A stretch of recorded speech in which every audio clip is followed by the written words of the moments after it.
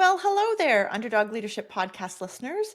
Jenny Mitchell here, bringing some ideas, some inspiration, and some accountability to your workday or your home life through this podcast. Today, on this episode, we're going to tackle how to get more comfortable doing new things. And I'm going to talk about 7 techniques that I have used myself and that I have learned more about during my journey as an executive coach to help people get out of their comfort zones.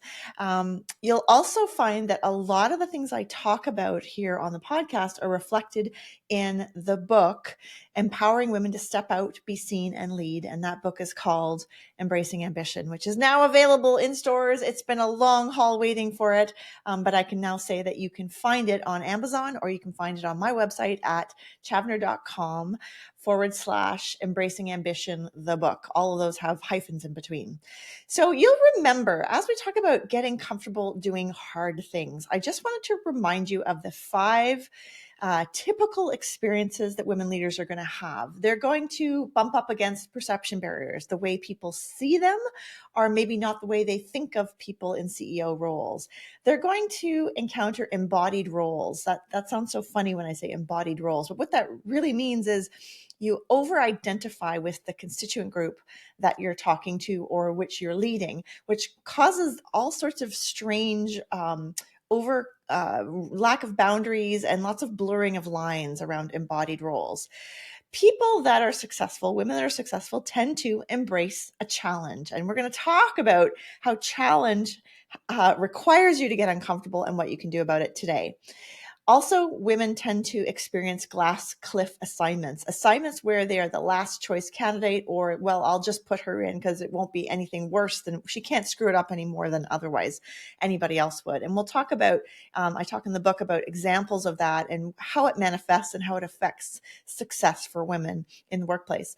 And the final sort of thread of women's leadership is this natural ability that successful women leaders have to be visionary. They can see things where things don't exist in advance. Maybe you're the kind of person that can see how we can get to that place in the budget. Maybe you're the kind of person who can see a potential that others around the table do not see. So this podcast is all about constant improvement. It's all about being a little bit better than you were yesterday. It's a mantra that I believe in personally. And I'm as I'm getting older, I am less and less committed to the hustle. Let me explain to you what I mean by that. In the past, I have been about more, please. And in this stage of life, and as I work with more executives, I'm really about deepening the experience. I'm about savoring the experiences we have. I'm about taking stock, being mindful, and really kind of choosing the kind of energy I bring to different situations and acknowledging that as I get older, I have less energy than I used to. But I'm trying to really embrace that as a gift and be more conscious about where I spend my energy. I used to say, when I was younger, I used to say, I can't bicycle fast enough, or I just bicycle, add another gear, just make it work, right? And you hit a point in your life where you realize, first of all, I can't do it anymore. But second of all, it's not actually that efficient, and it doesn't necessarily do the organization any favors when you overdo your jobs. And so you end up with this sort of smoke and mirrors experience. So I'm going to talk today about embracing challenge and how to get more comfortable with things. And in the background, you'll hear my dog walking with his little feet on the floor. So number one of the first techniques and tools you can use when you start to feel uncomfortable. So I don't know what it might look like to you. For me, it's, I've never done that before. Or, I'm not sure how I would start that. Or to be honest, it looks like a lot of avoidance. Like, I don't know how to do that, so I just won't do it, or I'll find something more interesting or more relevant or more urgent on my to-do list. So actually noticing that I'm avoiding usually is a first tip for something that I find challenging. This is documented in the neurological research, in the brain research. And I have to say, I'm sending a plug out to a book called Your Brain at Work by David Rock. And it is a fantastic book all about the neurological plasticity that happens when people become or engage in coaching situations. And one of the techniques that he talks about very specifically is the idea of the reframe. How can you reframe a convert or something in your mind to help you feel less scary or less nebulous about it? So, as a coach, one of the things I might say is, where in your experience have you encountered something similar to this? So it's like you're building bridges from what you don't know to what you have done in the past. Reframing might be the example. I love to use tennis analogies. You've never been on the stage at the US Open before, which is one of the big tennis tournaments that happens in New York City. But you have played tennis your whole life, and the size of the court doesn't change. The experience that you bring, the training that you bring, none of that changes. And so you're reframing for yourself the fact that there are parts of this experience that you are familiar with. So that's tip number one, reframe. Tip number two, normalize. Anybody who has done something that's outside of their comfort zone will know that there's a great release in someone saying, oh yeah, I felt like that too. So I want to remind you all, normalizing the fear or the uncertainty that might happen with public speaking to a crowd of 500 or public speaking to a crowd of 500,000, whatever that means to you. There are always going to be firsts in your life. I don't think we ever land in a place where you go, okay, I'm good, like I'm done, or at least I guess I'm not interested in that. And so normalizing when you're getting ready for your first board meeting, when you're getting ready for your first presentation to the executive team, reminding yourself that it's okay. Wow, just giving yourself a break and normalizing the situation, that it would be understandable for you to be anxious or nervous. That's another great tip. That's tip number two. Okay, number three. Losing the expectation of perfect the first time out of the gate. Any of my perfectionists out there listening today, not only do I have to do it, but I have to do it the best in everybody else, and I have to be rewarded for it, and it has to go exactly as I planned. Talk about tightening the noose on yourself, you guys. Can we just take a step off the horse of perfection and start talking about how that is bottlenecking us from trying things? If I went out the door every day and knew exactly what every day would be like, first of all, that would be incredibly boring, and would not involve any kind of adaptation from me, which we know adaptation is really important for learning, but also it's not realistic. Let's just talk about that. So can you put perfection and doing it right the first time on the back burner? And you'll have to answer that question for yourself. Of course, that one is tied into the idea of failure, right? Not wanting to fail, or not wanting to feel stupid, which are two really powerful driving core beliefs that I have encountered with many of the clients I have coached in the past. So tip number four is aim for the milestone, not the end game. Let me explain that one. Aim for the next best step, not the end game. So perhaps you need to find a committee of advisors, okay? And that feels incredibly overwhelming. You don't exactly know where to start. Maybe it's a new sector for you or some new experience or community for you. Thinking about having to find 5 people just feels incredibly daunting. But thinking about where would I find the first person, it's almost like a little bit of a reframe, right? Repositioning and looking for where that first milestone might be. Sometimes we call these baby steps. Sometimes, excuse me, sometimes I call them small wins. Anything that'll get you on the scoreboard. And so aiming for those first milestones is a really important tool. All right, number 5. And so many of you don't like this one, but practicing and role playing. No joke. I practice things. When I was raising money, I practiced in front of the mirror saying to myself, would you consider a gift in the range of $1.5 million for this project?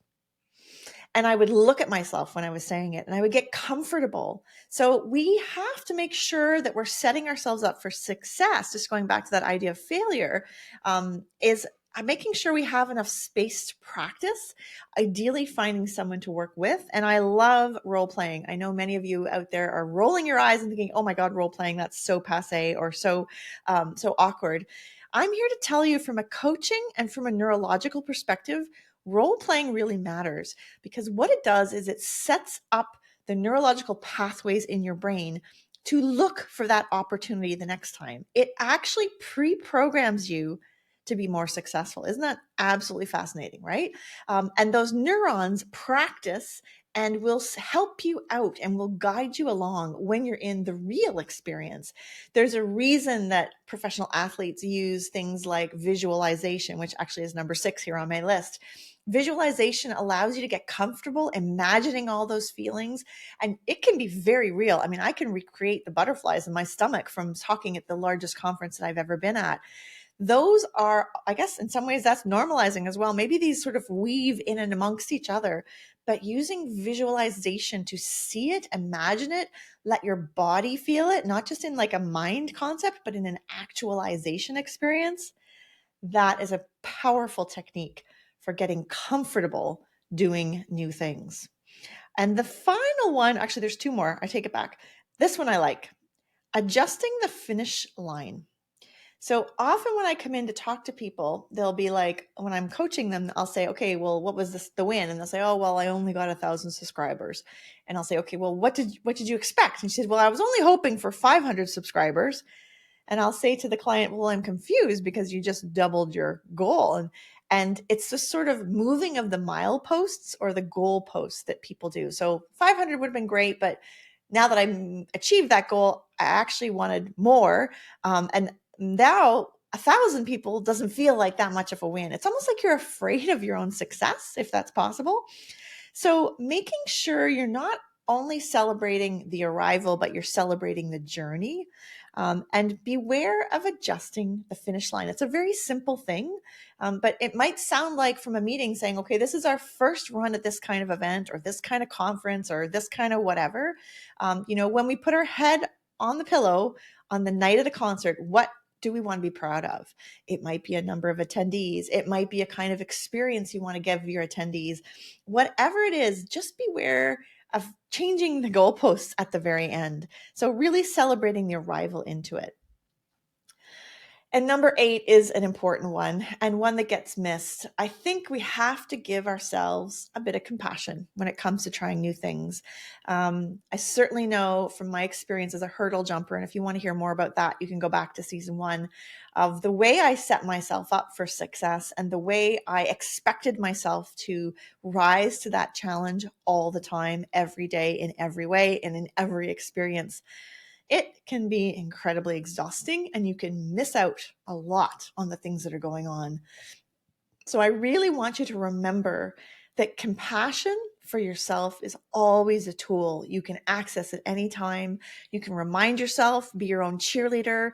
I think that's why I really gravitate to coaching, because it's just such a pleasure to reframe things back to people when they're working with me and say, you do realize you did X, Y, and Z, right? And they're like, yeah, but I'll say, yeah, but look at how much you have achieved. I'm all for big goals. I'm all for big, lofty BHAGs and achievements and targets and revenue. I mean, I just get very excited about that stuff.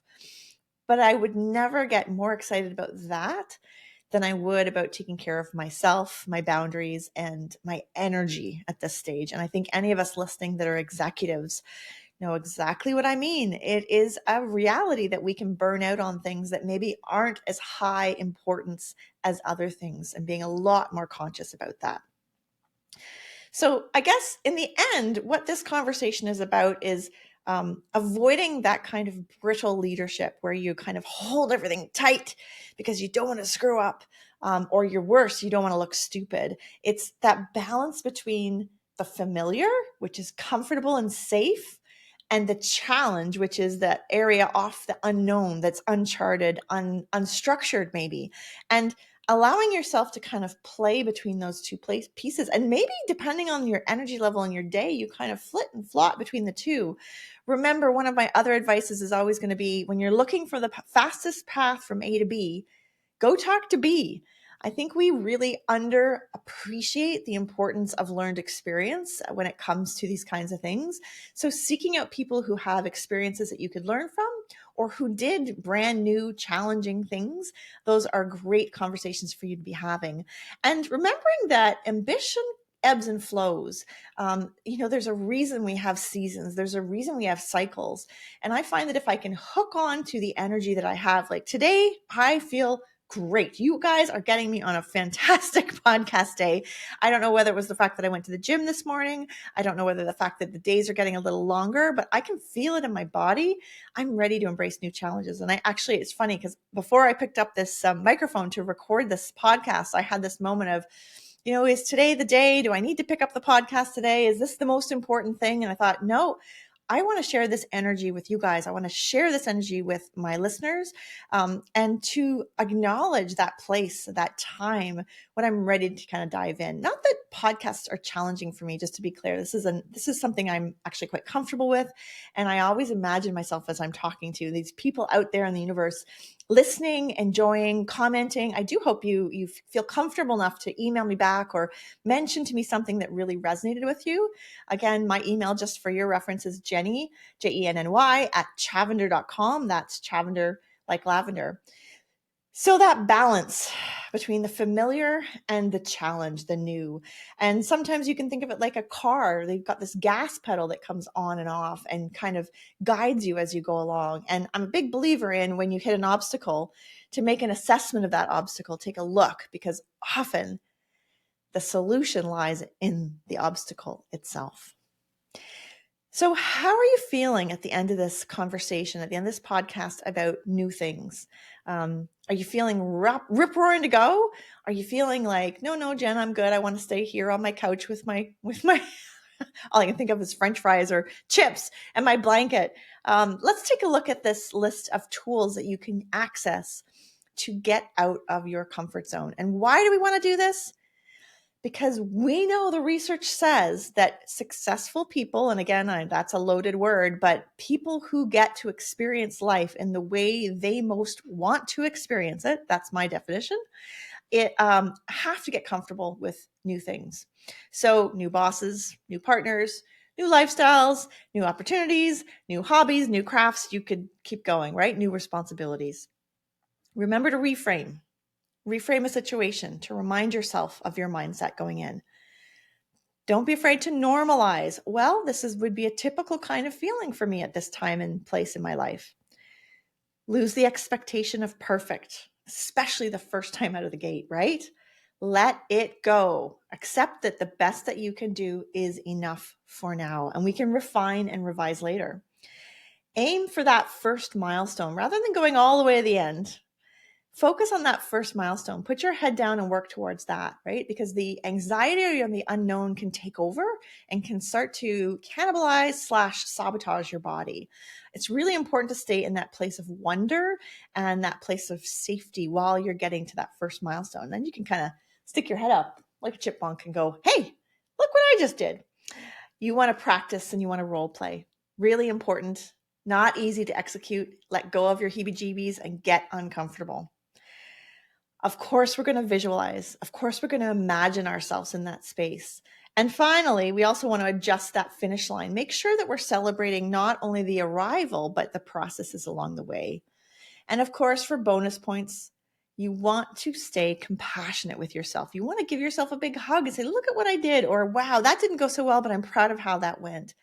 So that is today's message, you guys, that balance between the familiar and the challenge. And like I said earlier, figuring out where you're at in your journey, your personal journey on that. And even on the daily basis, what am I comfortable with?